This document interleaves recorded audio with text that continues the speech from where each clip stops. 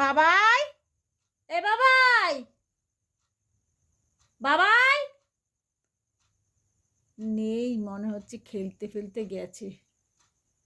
সারাদিন তো পাই না, সবসময় পাহারা দিচ্ছে, সবসময় পাহারা দিচ্ছে।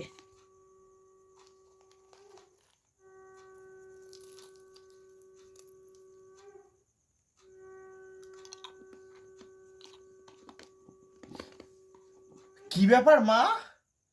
হ্যাঁ, তোমার হাতে এখানে চিনির কৌটো, তোমার না চিনি খাওয়া বারণ? চিনি তো খাচ্ছি না।